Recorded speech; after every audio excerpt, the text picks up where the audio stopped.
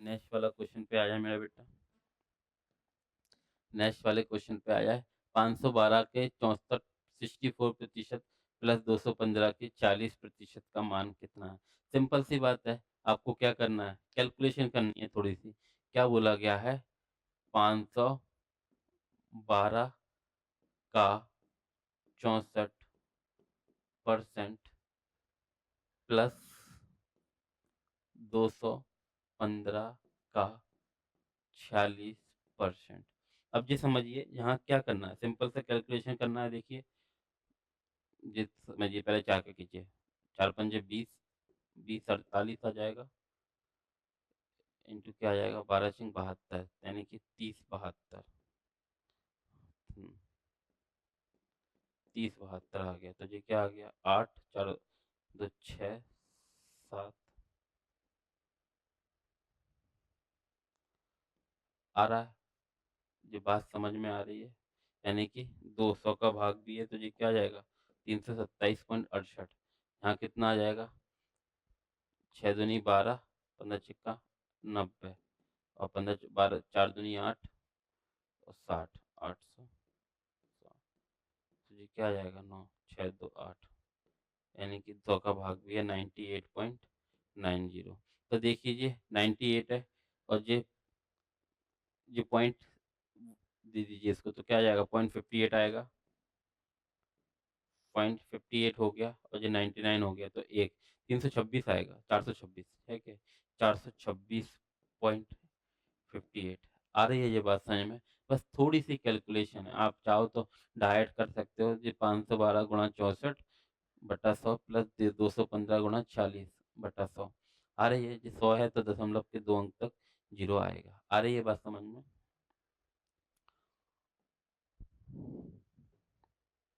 Next वाला करते हैं। क्या बोला गया है, एक मिश्रण में दूध और पानी का अनुपात 2:3 है। मिश्रण में कुछ मात्रा में दूध मिलाया जाता है, जिसके कारण दूध और पानी का अनुपात 10:3। ये बात कितनी बार बताई गई है मिश्रण में? आप लोगों को पढ़ाया गया हो जब मिक्सचर कि मिला क्या रहे हैं, दूध, तो बदलेगा भी क्या, दूध। पानी तो कांस्टेंट रहेगा। ये बात आप सभी को याद आ रही है कि नहीं?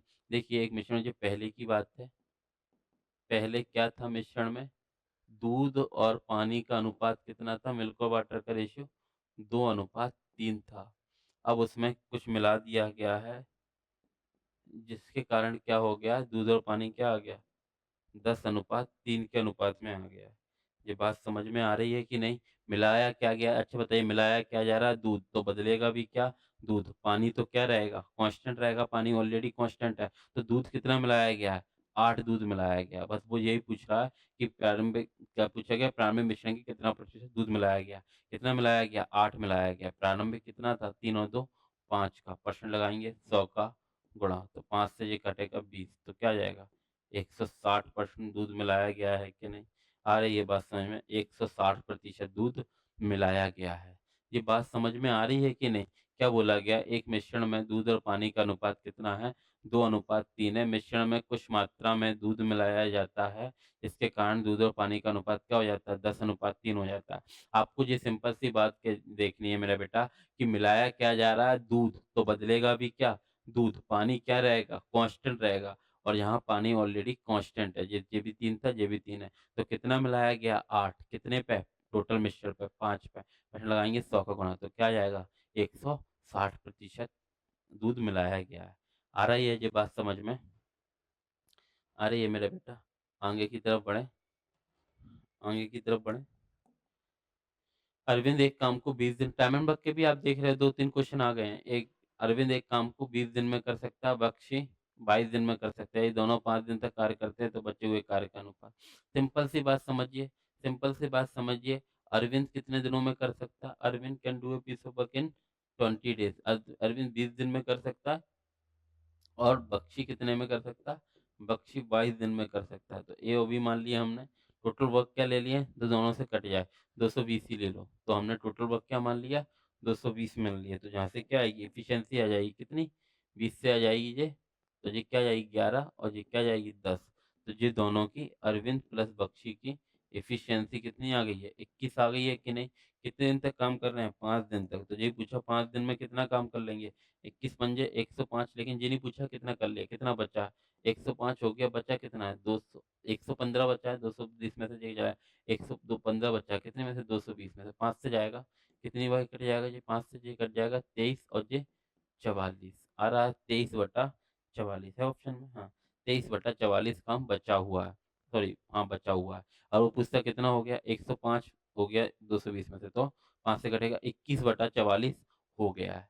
आ रही है ये वाली बात समझ में, 21/44 हो गया है और 23/44 अभी बचा हुआ है। आ रही है ये, आप बुकलेट में देखोगे तमाम क्वेश्चन पड़े हैं ऐसे, आप देख रहे होगे कि बुकलेट में ऐसे एकदम देखो बेटा, जी हम ये पेपर इसलिए सॉल्व करा रहे हैं कि कुछ पेपर अगर ये 10-15 पेपर भी आप देख लोगे तो आप इतना समझ जाओगे कि हमारी क्लास से, हमारी बुकलेट से एक सिंगल क्वेश्चन भी बाहर नहीं है। इतना आप देख लीजिए, ये हमारी गारंटी है, हम रिकॉर्ड भी कर सकते हो आप और ये देख भी सकते हो, वन बाय वन आप क्लास को मिला लीजिए, एक सिंगल क्वेश्चन भी आपको यही लगेगा कि क्लास से बाहर है टाइप का। ये हमारी गारंटी है कि आपको सारे के सारे क्वेश्चन टाइप के ही मिलेंगे, ठीक है ना। चलिए आगे बढ़ते हैं। ये भी क्वेश्चन आपने देखा होगा कितने की है, यहाँ तो सिंपल क्या बोला गया, एक आदमी 1 रुपए में 35 कलम खरीदता है, 40% का लाभ अर्जित करने के लिए 1 रुपए में कितने, हाँ रुपया सेम है, इसमें भी 1 रुपया, इसमें भी 1 रुपया, रुपया सेम है, हमने तो कितने किए हैं 2500 2400 अलग अलग रुपयों पे किया है, तो ठीक है ये तो सेम ही रुपया है, दो तरीके से कर सकते हैं। क्या बोला गया है, 1 रुपये में 35 खरीदता है, 40% का लाभ, 40% की फैक्शन वैल्यू क्या होती है 2/5, यानी कि 5 की चीज कितने में 7 में, 5 की चीज 7 कितने में 7 में, प्राइस 5 से 7 हो रहा, तो आर्टिकल क्या हो जाएगी 7 से 5 करना पड़ेगा, आर्टिकल कितनी हुई, पहले 7 बेचता था तो अब 5 बेचने पड़ेगी। आप आ रही बात समझ में, क्योंकि रुपया सेम है, 1 रुपया पहले था 1 रुपया अब है, तो 7 यूनिट की वैल्यू कितनी है, 7 यूनिट की वैल्यू है कितनी 35 कलम है, 35 से 1 की क्या आ जाएगी 5, तो अब कितनी बेचनी पड़ेंगी पचम 25 कलम बेचनी पड़ेंगी कि नहीं। आप आ रही है ये बात समझ में, बोल दीजिए हाँ कि ना। आप आ रही है ये बात समझ में। अब कोई कह रहा कि सर ऐसे नहीं, कोई कह रहा ऐसे नहीं, तो आप क्या कर सकते हो, आप इसको डायरेक्ट मेथड से भी कर सकते हो, यूनिवर्सल मेथड से, कि सर क्या बोला गया है 1 रुपये में, 1 रुपये में कितने खरीदता है, 1 रुपये में 35 कलम खरीदता है, खरीदना यानी कि बाय करना, यानी कि 100% प्राइस है जिसका, तो पूछ रहा है 1 रुपये में कितनी कलम बेचे ताकि उसे क्या हो जाए 40% का लाभ हो जाए, यानी कि 140 की वैल्यू पूछ रहा है। आ रही है बात समझ में, 1 रुपये से 1 रुपये गया, परसेंट से परसेंट गया, जीरो से जीरो गया, 7×5 = 35, 7×2 = 14, 2 से जो 5 बार पचम 25, तो एन का मान क्या आ गया पचम 25। दोनों तरीके से कर सकते हो आप, किसी भी तरीके से कर सकते हो कि नहीं, चाहे वैसा कर लो चाहे ऐसा कर लो, कि प्राइस क्या हो गया 40% का लाभ क्या होता है 5 से 7, तो आर्टिकल क्या हो जाएंगी, आर्टिकल हो जाएंगी 7 से 5, 7 की कितनी है 35, 1 की 5, तो 5 की क्या आएगी 25। चाहे ऐसे कर लो चाहे ऐसे कर लो, चाहे आप ऐसे कर लो चाहे आप ऐसे कर लो, ये क्या है, ये यूनिवर्सल मेथड है, ये कहाँ काम आएगा, जहाँ आप रुपया अलग अलग होगा 2400 2500 2300 2200 अलग अलग रुपया होगा, ये 5000 है, ये 3000 है, ये 7849 है, ये 6439 है, ठीक है ना। किसी भी रुपये, जब रुपया अलग अलग होगा तब आपको यही मेथड फॉलो करना, आप देखोगे बुकलेट में तमाम क्वेश्चन ऐसे आपके डले हुए हैं। चले आगे की तरफ बढ़े, आगे की तरफ बढ़े, क्या बोल रहा है पढ़िए आप, क्या बोल रहा है, एक परिवार की आय और व्यय का अनुपात क्या है 19:13 है।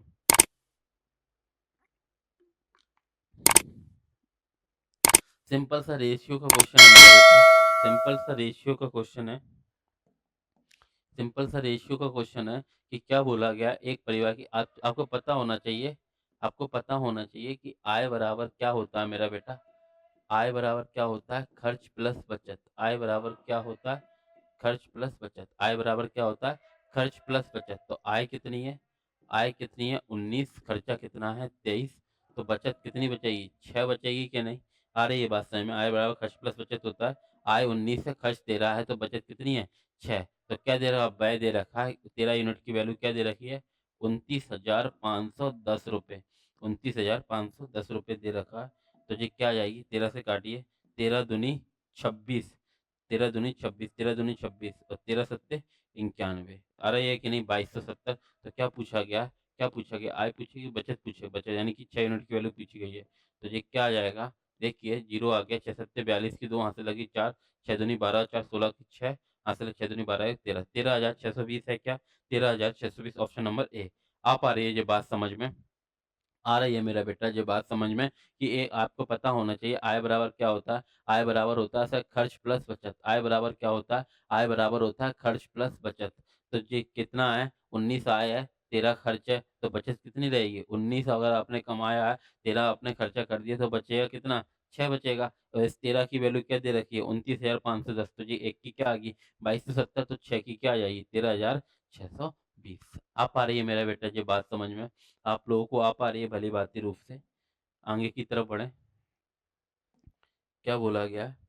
सिंपल सी बात है 600 मीटर लंबी एक रेलगाड़ी विपरीत दिशा में चल रहे एक व्यक्ति को 20 सेकंड में पार करती है। यदि रेलगाड़ी की चाल व्यक्ति की चाल से 5 गुना है तो रेलगाड़ी की चाल ज्ञात कीजिए। तो सिंपल सी बात समझिए रेलगाड़ी विपरीत दिशा में चल रही है, यानी कि ये रेलगाड़ी चल रही है, ये व्यक्ति चल रहा है, यानी कि ऐसे-ऐसे चल रहा है, ये इसको पार कर रही है। तो रेलगाड़ी जब किसी व्यक्ति को पार करती है, ये हम बार-बार आपको बता चुके हैं। ये मान लीजिए ये रेलगाड़ी है, ये देख लीजिए बुलेट ट्रेन जैसा दिख रहा है कि नहीं? तो मान लीजिए ये रेलगाड़ी चल रही है और ये कोई व्यक्ति चल रहा है। ये रेलगाड़ी चल रही है, ये कोई व्यक्ति चल रहा है। पहली बात तो विपरीत दिशा में चल रहा है, तो क्या होगी? चालें जुड़ जाएँगी। विपरीत दिशा में क्या होता है? चालें जुड़ जाएँगी। और ये जब रेलगाड़ी ऐसी आ रही है, पहली बात तो चाल व्यक्ति की भी जुड़ रही है, ट्रेन की भी जुड़ रही है। लेकिन ट्रेन द्वारा चली दूरी कितनी है? ट्रेन द्वारा चली गई दूरी कितनी है? देखिए व्यक्ति को पार कर रहा है, ट्रेन द्वारा चली गई दूरी कितनी है?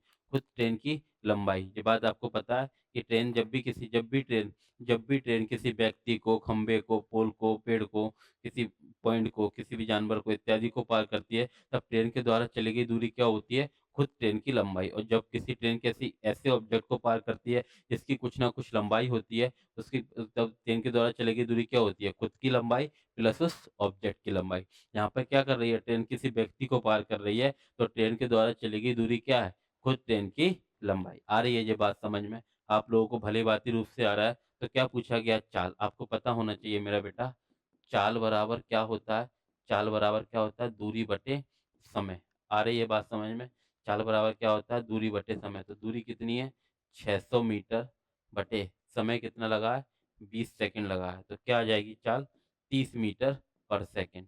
30 मीटर पर सेकंड। ये क्या है? व्यक्ति प्लस ट्रेन दोनों की चाल है कि नहीं? लेकिन काहे में पूछे किलोमीटर प्रति घंटे में। तो क्या करेंगे? 18/5 का गुणा कर देंगे हम। आ रही बात समझ 5 से कटा जी 6, 18 छक्का 108। तो यहाँ समझिए क्या बोला गया है, यदि व्यक्ति की चाल कितनी है, ट्रेन की व्यक्ति 1 है तो ट्रेन कितनी है 5x। आ रही है बात समझ में? तो टोटल कितना है 6x है। 6x की वैल्यू 108 है तो 1 की वैल्यू क्या आ जाएगी? क्या आ जाएगी? 18 आ जाएगी कि नहीं? तो ट्रेन की पूछेगी, ट्रेन की क्या आ जाएगी? 18 पंजे 90 आएगी। आ पा रही है? ट्रेन की चाल कितनी आ जाएगी? 90 आ जाएगी। एक बार और बता देते हैं हम, एक बार और बता देते, सिंपल सी बात समझिए मेरा बेटा, सिंपल सी बात समझिए, क्या बोला गया है, सिंपल सी बात समझिए, सिंपल सी बात समझिए कि एक 600 मीटर लंबी एक ट्रेन विपरीत दिशा में चल रही एक आदमी को 20 सेकंड में पार करती है। यानी कि आपको पता होना चाहिए मेरा बेटा, चाल बराबर क्या होता है सर? चाल बराबर होता है दूरी बटे समय। दूरी बटे समय। दूरी कितनी है? 600 की दूरी है, 20 सेकंड में पार कर रहा है तो क्या आ जाएगी? 30 मीटर पर सेकंड चाल आ जाएगी। ये चाल किसकी है? ये किसकी है? ट्रेन की प्लस व्यक्ति दोनों की होगी, क्योंकि वह विपरीत दिशा में चल रही है। लेकिन ये काय में है? ये मीटर पर सेकंड में है। हम किलोमीटर प्रति घंटे के लिए 18/5 का गुणा करेंगे तो ये क्या आ जाएगा? 18 छक्का 108 आ जाएगा। ये ट्रेन व्यक्ति की चाल कितनी है? ट्रेन से 1 गुना, यानी कि व्यक्ति 1 है तो ट्रेन कितनी है? 5 है। आ रही है बात समझ में? और यहाँ x ले लेते हैं तो कितना है ये? 6x की वैल्यू दे रखी है 108, तो x की वैल्यू क्या आ जाएगी? 18 आ जाएगी कि नहीं? आ रही बात समझ में? x की वैल्यू 18 आ जाएगी तो ट्रेन की वैल्यू क्या आ जाएगी? 18 पंजे 90 किलोमीटर प्रति घंटा। आ रही है बात समझ में? और व्यक्ति की कितनी आ जाएगी? 18 एकम 18 किलोमीटर प्रति घंटा। आ रही है? उसने ट्रेन की चाल पूछी गई थी 90 किलोमीटर प्रति घंटा। आ पा रहा है मेरा बेटा? ये बात आपको भली-भांति रूप से आ पा रही है बेटा? आगे की तरफ बढ़ें हम, आगे की तरफ बढ़ें। हुँ, क्या बोला गया है?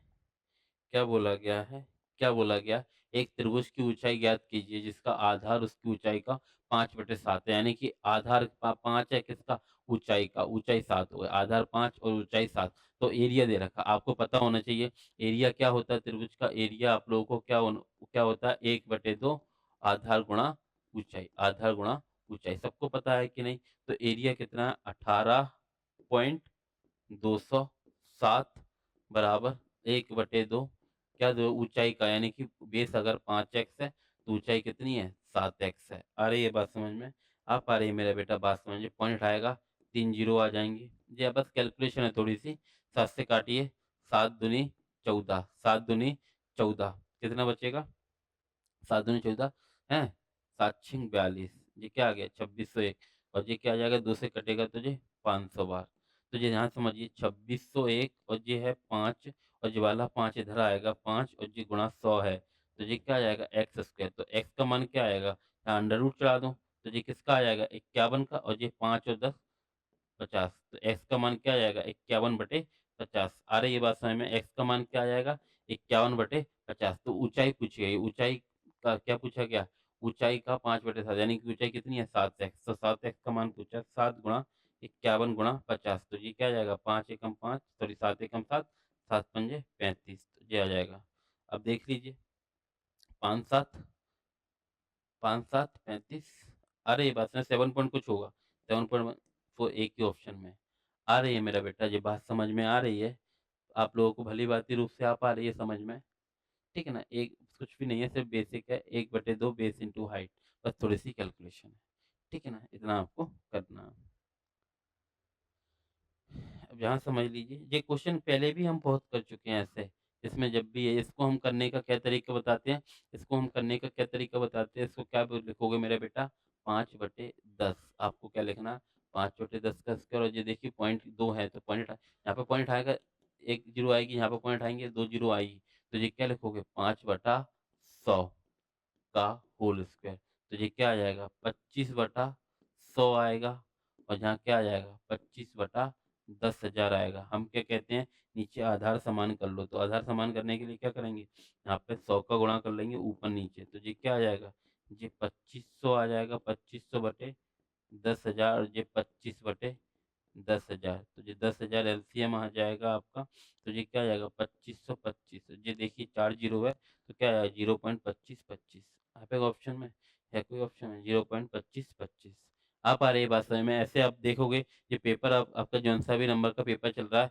3-4 पेपर में ऐसा सेम क्वेश्चन आ गया और हमने क्लास में तो ऐसे बतेरे क्वेश्चन की प्रैक्टिस की है और आपको याद हो कितने क्वेश्चन ऐसे लगाए होंगे हम इससे ये तो बहुत ही ज़्यादा आसान है इससे कई गुना डिफिकल्ट डिफिकल्ट क्वेश्चन हमने किए हैं। आपको क्या देखना है यहाँ 5 है, जो पॉइंट रहेगा 1 जीरो आएगी नीचे, यहाँ पे देखिए 0.05 है तो 1 पॉइंट हटेगा, तो कितने जीरो आ जाएँगे? 2 हैं दशमलव के बाद 2 अंक है तो 2 जीरो आ जाएगी। तो ये 5/10 और ये 5/100 10 का करेंगे तो 5 का करेंगे 25 और 10 का करेंगे 100 5 का करेंगे 25 और 100 का करेंगे 10,000 लेकिन जहाँ देखिए 10,000 है, जहाँ 100 है तो हम क्या करेंगे आधार समान करेंगे। तो इसके लिए क्या है 10,000 बनाने के लिए हमने 100 का गुणा इधर किया तो 100 का गुणा ऊपर भी किया। तो ये क्या आ गया 2500 बटे 10,000 अब देखिए आधार तो 10,000 है और ये 2500 है, ये 25 तो क्या आ जाएगा 2525 और जी घटेगा तो 0.2525 any doubt to anyone? Clear to all? चलिए आगे की तरफ बढ़ते हैं। क्या बोला गया? एक पुस्तक को उसके अंकित मूल्य के 16/25 पे बेचने पर हानि होती है। हानि होती है। कितने की हानि होती है ये नहीं बोला। पुस्तक के अंकित मूल्य और विक्रय मूल्य का अनुपात। देखिए इसमें ये नहीं बोला गया हानि होती है, कितने की हानि होती है। तब कुछ नहीं बोला गया है तो क्या कर लें आप सिंपल से देखिए अंकित मूल्य पे बेचा जाता है, यानी कि पुस्तक को उसके इतने अंकित मूल्य पे बेचा जाता है। यानी कि अंकित मूल्य यानी कि एमआरपी अगर 25 है तो आप ये समझ लीजिए एसपी कितने में बेचा जा रहा है 16 में बेचा जाता है और ये उसने पूछा गया है कि अंकित मूल्य और विक्रय मूल्य का अनुपात ही पूछा गया है 25:16 आ रही बात समझ में और वो हानि वानी देता तब हम कुछ निकालते उसने कुछ बोला ही नहीं है क्या बोला गया 16/25 पे बेचा जा रहा है यानी कि 25 की चीजें 16 में बेची जा रही है पूछता है कितने की डिस्काउंट दे रहा है कितने की हानि हो रही है ये सारी चीजें देता है तो फिर हम अलग सॉल्व करते हैं अभी कुछ सॉल्व करना ही नहीं है कुछ नहीं दिया है ठीक है ना जितना यहाँ बोल दिया गया उसके आधार पे कह रहे हैं। आ रही है ये बात समझ में? हाँ, क्या बोला गया एक निश्चित ब्याज दर पर 2 वर्षों के लिए एक मूलधन पर साधारण ब्याज और चक्रवृद्धि ब्याज क्रमशः 12,000 रुपए और 14,400 रुपए हैं। ये देखिए, ये पहले भी हम ये देखिए ये एक तो एक पैटर्न रहता है हर एग्ज़ाम का एक पैटर्न हो जाता है कि हाँ, ऐसे क्वेश्चन इस टाइप के क्वेश्चन आ रहे हैं तो उसी टाइप के पूछता है वो। इतना देख रहे हो आप कि मान लीजिए जो प्रिंसिपल कुछ ना कुछ रहा होगा, उसपे क्या मिलेगा एसआई मिलेगा। एसआई कितना है? 2 वर्ष का कितना है? 12,000 है, तो 1 वर्ष का क्या रहेगा? ₹6,000 रहेगा कि नहीं? एसआई क्या रहेगा, एसआई क्या रहेगा जी, फर्स्ट ईयर का क्या रहेगा, फर्स्ट ईयर का कितना रहेगा 6000 रहेगा, और सेकंड ईयर का भी क्या रहेगा 6000 ही रहेगा। Any doubt to anyone? देखो 6000 6000 12000 हो गया, और टोटल कितना मिला, टोटल सीआई कितना है 14400 जी, कितना है 14400, तो 12000 तो जो हो गया, तो ये कितना मिलेगा 2400 मिलेगा कि नहीं। तो ये किस पे मिलता है, ये 2400 किस पे मिला है, 2400 मिला है किस पे, 2400 मिला है किस पे 6000 पे। तो ये 2 जीरो से 2 जीरो के 12 दूनी 24, 12 पंजे 60, यानी कि 2/5 40% रेट पूछता है तो 40% आधी, लेकिन रेट नहीं पूछा। तो ये भी क्या मिला है, ये 2/5 मिला है कि नहीं, 2 की वैल्यू 3000 है, तो 2 की वैल्यू 6000 है, 1 की 3000, तो 5 की क्या आ जाएगी 3 पंजे 15,000 रुपये, यानी कि प्रिंसिपल क्या आ जाएगा 15,000 रुपया। आ रही है ये बात समझ में, प्रिंसिपल क्या आ जाएगा 15,000 रुपये। सिंपल सी बात समझ में आ रही है कि नहीं मेरा बेटा। तो एक बार और बता दें, एक बार और बता दें, एक बार और देख लीजिए आप। सिंपल सी बात है, उसने 2 साल का एसआई दे दिया था, तो आपको ये पता होना चाहिए एसआई क्या रहता, हर वर्ष के लिए समान होता है, हर वर्ष के लिए समान होता है। यहाँ पे कुछ ना कुछ प्रिंसिपल रहा होगा, उस पे क्या मिलेगा, फर्स्ट ईयर का हमें एसआई मिलेगा, और एसआई हमें 2 साल का 12,000 दे रखा है, तो 1 साल का क्या आ जाएगा 6000 आ जाएगा फर्स्ट ईयर का, और सेकंड ईयर का भी एसआई है तो समान ही होगा, कितना 6000 ही होगा। आ रही है बात समझ में। और उसने टोटल क्या दे रखा है, टोटल सीआई दे रखा है 14,400, तो 12,000 तो जी हो गया, तो जी क्या आ जाएगा 2400 रुपये आएगा कि नहीं। तो जी 2400 मिला है हमें, 2400 मिला है, किस पे मिला है 6000 पे मिला है, ठीक है ना। 2 जीरो से 2 जीरो जाएंगी, 6 से जाएगा, 6 6 से चला जाएगा जी, परसेंट लगा लो, तो ये क्या आ जाएगा 40% आ जाएगा, या फिर सीधा निकालिए 12 दूनी 24, 12 पंजे 60, 2/5। अगर रेट पूछेगा तो 40% आ जाएगी, और वो पूछेगा कितना है 2/5 है, तो ये भी तो क्या रहा प्रिंसिपल का 2/5 रहा होगा कि नहीं। अरे ये बात समझ में, 2 की वैल्यू क्या दे रखी है 6000 है, 1 की 3000, तो 5 की क्या जाएगी 15,000 आएगी कि नहीं। यानी कि ये क्या रहा होगा 15,000 रहा होगा प्रिंसिपल, उसी का 6000 मिल रहा है उसको 2/5, तो 15,000 प्रिंसिपल रहा होगा। आ रही है ये बात समझ में मेरा बेटा। ये हमने इसके आपकी शिफ्ट के कितना 21 फरवरी 2024 की फर्स्ट शिफ्ट के हमने 20 क्वेश्चन सॉल्व किए। आई होप आपको समझ में आए होंगे। आप लोगों से रिक्वेस्ट है मेरा बेटा कि अगर आप चाहते हो कि पूरे के पूरे सीरीज आपको मिले, पूरे के पूरे पेपर को हम आपको डिस्कस कराएं, तो आपसे रिक्वेस्ट है कि आप वीडियो को ज़्यादा से ज़्यादा लोगों तक शेयर कर दीजिए। आप देखो बेटा, जब तक आप शेयर नहीं करोगे, तो एक जब तक एक अमाउंट ऑफ स्टूडेंट नहीं मिलेगा, तो फिर हमारा भी मन नहीं करेगा आगे से बनाने के लिए। आप लोगों से रिक्वेस्ट कर रहे हैं, आप देखिए यूट्यूब पर, वैसे भी आप देखिए कितनी फालतू की चीज़ें कितनी चल रही हैं, आप जितना देखना। यहाँ तो हम आपसे आप ही के लिए ही पढ़ा रहे हैं, और आप ही के लिए रिक्वेस्ट कर रहे हैं कि आप वीडियो को हो सके तो ज़्यादा से ज़्यादा अपने दोस्तों के साथ शेयर कर दीजिए। ठीक है ना। अब हम आपका अगला पेपर आज ही डिस्कस करवा रहे हैं, ठीक है ना। 10 मिनट बाद अब अगला पेपर हम डिस्कस कराते हैं।